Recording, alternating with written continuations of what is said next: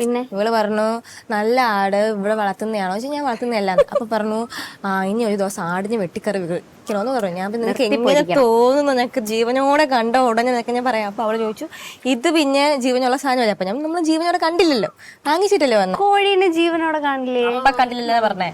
അപ്പൊ പറഞ്ഞ് കോഴിയാണ്. അപ്പൊ ഞാൻ നീ കോഴിയാണല്ലേ എന്ന് ഞാൻ പറഞ്ഞു. ഞാൻ കോഴീനെ വളിപ്പടിച്ചോണ്ട് പറഞ്ഞായിരുന്നു. നമ്മളെ കൊണ്ട് മാത്രം നമുക്ക് ജെൻസീസിന് മനസ്സിലാവും, 80s മനസ്സിലാവില്ല. സോറി 90s ആണ്. 90s തന്നെയാണ്. എന്ത് ചെയ്യണം, എന്തൊന്ന് വേണം ഇതിന് എന്തോന്ന് വേണോന്നാ? മീൻസ് എന്ത് ചെയ്യാണ്ടോ? സവാള ആ സവാള എനിക്ക് ഒരു അഞ്ച് വലിയ സവാള ഒരു 5-6 എടുത്തോ. അരിയണോ?